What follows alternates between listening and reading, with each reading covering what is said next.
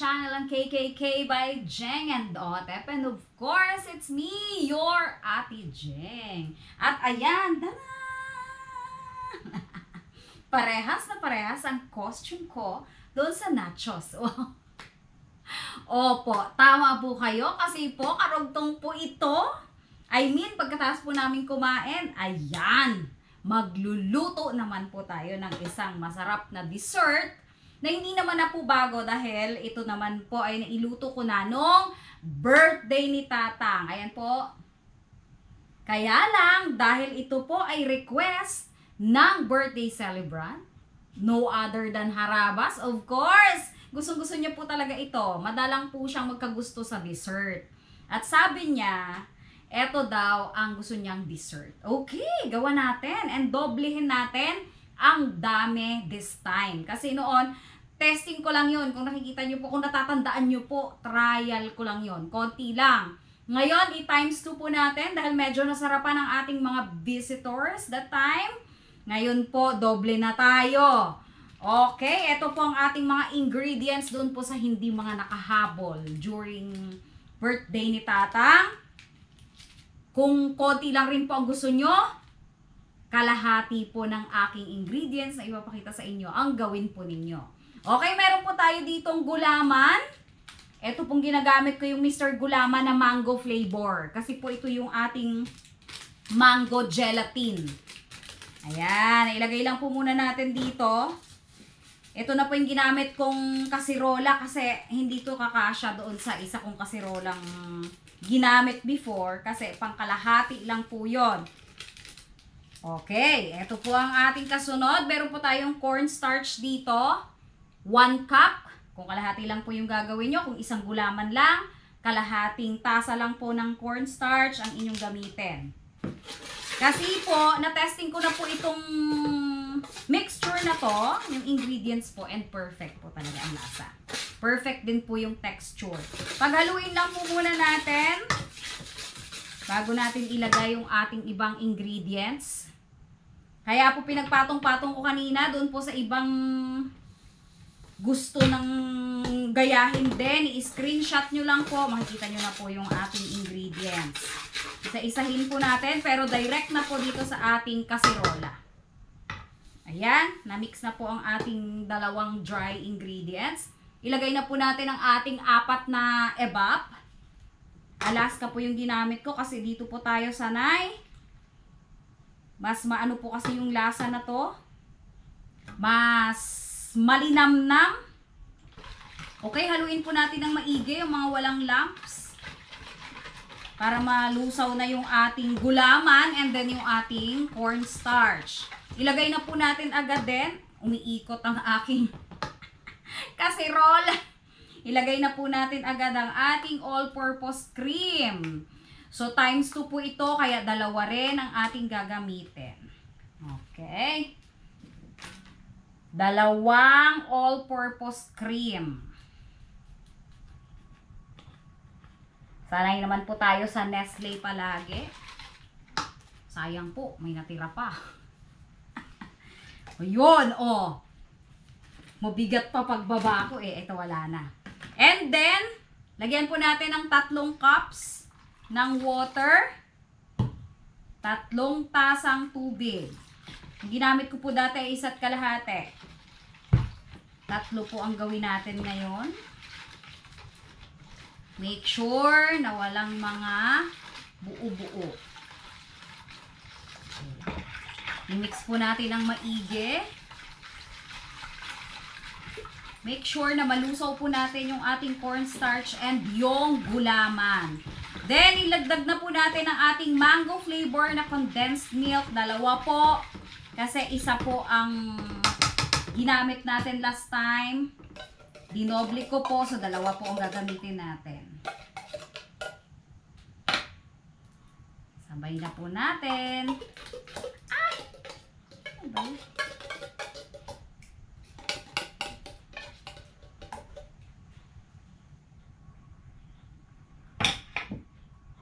Kanawan po natin, sayang. Sayang po. Sayang ang ating condensed milk. Yan, hugasan natin ang lalagyan. Meron pa po kasing tira. Hindi naman po natin basa-basa makukuha yan ng kutsara. Ayan, o, di nahugasan. Oh! Wala tayong masasayang na ingredients. Especially sa gatas, dahil mahal din po ang gatas. Yan, haluin po natin.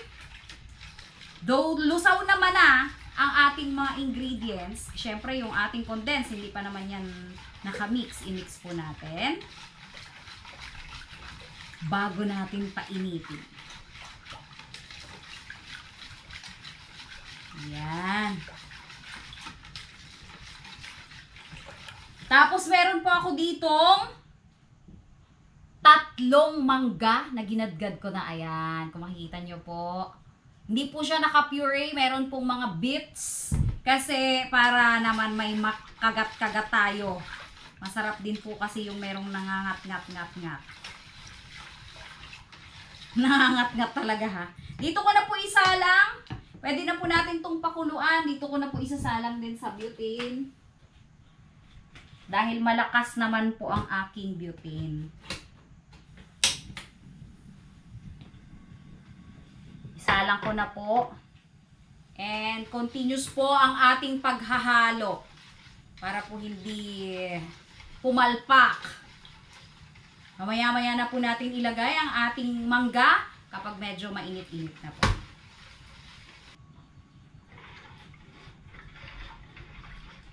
Medyo mainit na po, ilagay na po natin ang ating ginadgad na mangga. Ayan. Tapos pakuluin lang po natin ng konti. Ang ating instruction naman po ay pakuluin lang. Hindi po ito yung sobrang kulong-kulong-kulo. Pakuluin lang ng bahagya. Kasi mabubuo na po ito.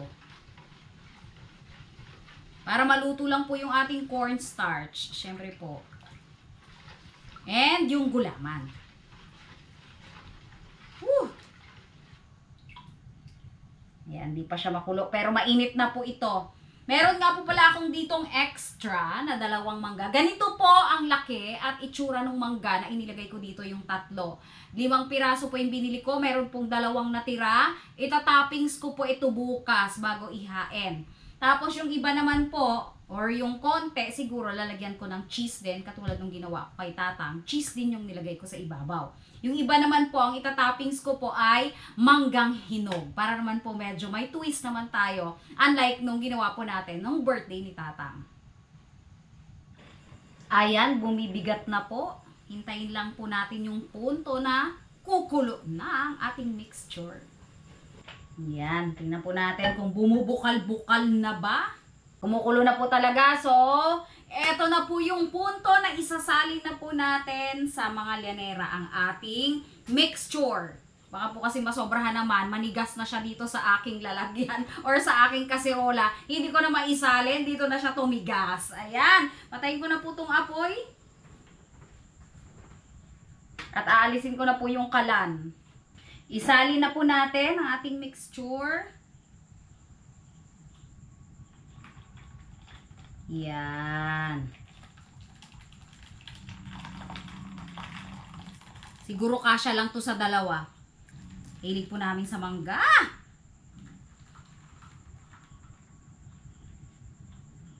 Ito naman po ay niluto ko ng birthday ni Tatang. Yan. Sobra po pala yung na-prepare kong llanera. Llanera talaga. Okay na po ito. Siguro po yung isa ay lalagyan ko ng toppings na mangga at yung isa naman po ay cheese. O, diba? Ayan, abangan po ninyo bukas. Palalamigin ko lang po ito at puputok-putokin. O, kahit hindi ko naputokin yan kasi lalagyan ko naman ng toppings.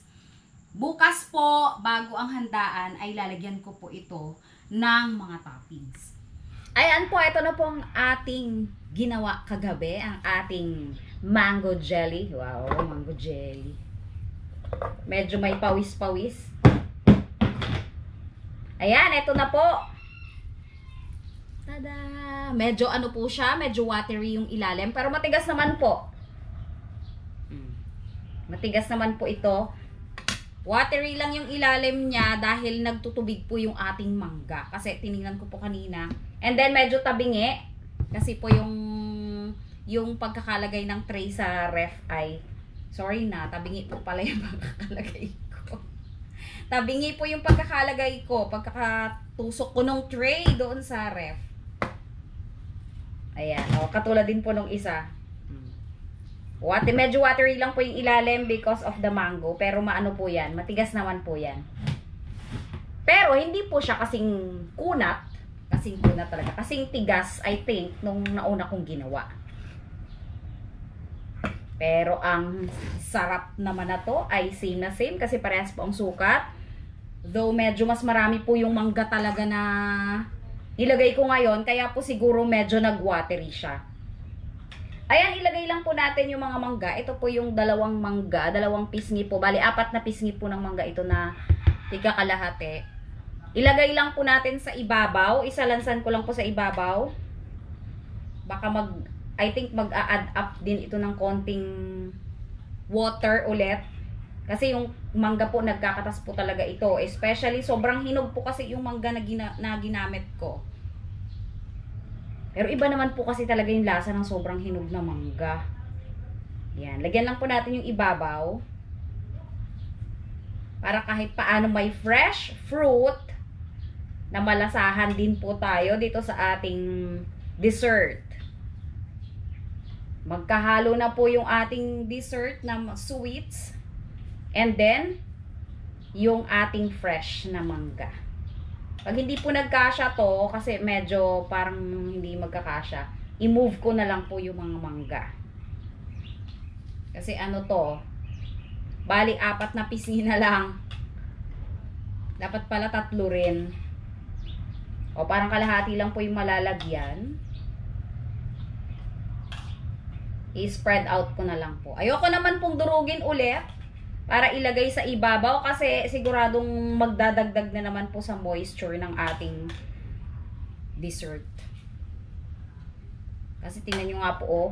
Inano ko na nga po, inilis ko na yung katas pero nagkakatas pa rin po talaga. Okay.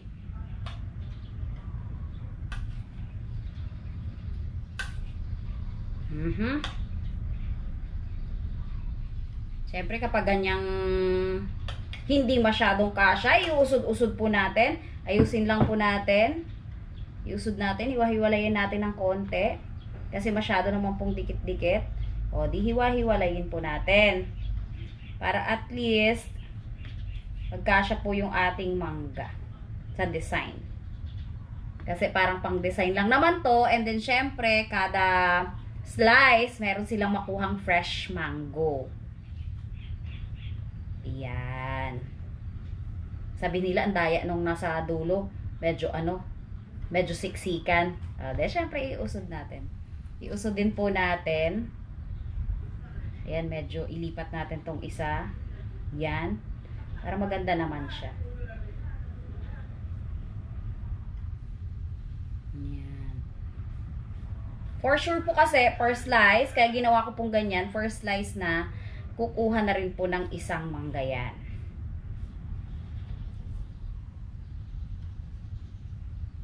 Tinutsara ko po yan, kaya hindi na masyadong magkakapareho ang sizes. Ganun po talaga, parang abstract art. O, ayan. Sana po kita. And then, syempre, yung isa natin, lalagyan po natin ng grated cheese. Ito po, madali lang naman itong punuin kahit gaano kadami pa yung ilagay natin. Pero syempre, hindi din natin i-overflow ng cheese para hindi naman ma-overpower yung ating lasa. Pero talaga pong ang cheese naman dito, nagbabalance po siya ng lasa. Kasi po 'di ba, ang cheese, malinis po ang aking mga kamay. Ang cheese naman po ay medyo may alat-alat ng konti. So, ano po to sa sweetness. Pero itong timpla ko po, sinisigurado ko po sa inyo na hindi po sobrang tamis. Kasi kung sobrang tamis po, dapat yung atin pong condense ay dadagdagan pa natin ng isa pa Pero binawasan ko nga po itong sukat ko. From doon sa sukat na nakita ko sa internet. Kasi sobrang tamis nun. Okay, alam nyo naman po tayo. Syempre, dapat minimal lang ang tamis. Ito yung sakto lang. Kaya nga nagustuhan nila to. Dahil hindi po sobrang tamis. Ganun lang po yung gawin ninyong sukat kung gusto nyo rin pong gumawa na to. Dahil hindi po talaga masyadong matamis. Especially, yung sinabi ko nga po, nabanggit ko na rin before, na yung mango flavor ng condensed ay hindi po yun masyadong matamis. Unlike yung classic. Mas, ano po yun, concentrated yung tamis. Yan. I-ano po natin. Yan, okay na po yan. Okay, sagad na po natin ito. Yan.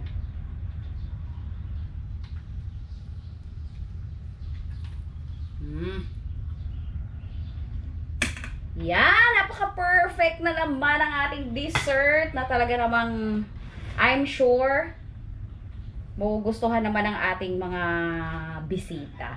Hindi ko na po i-video yung mga reactions nila kasi nakita nyo naman doon sa birthday ni Tatang, gustong-gusto talaga po nila to and request po nila talaga to ng ating mga visitors, ni Mr. and Mrs. Harabas, of course, ang ating birthday celebrant. Tapos, sila nanay, gusto rin po to, sila Tatang, at ang mga boys, pati po yung mga bata, especially kulay, gustong-gusto nyo po talaga to.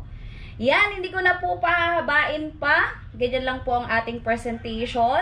Thank you so much po sa mga patuloy na sumusuporta sa aking channel at sa aming mga channels po. Thank you so much po and God bless. And ulit, happy birthday po sa mga July celebrants.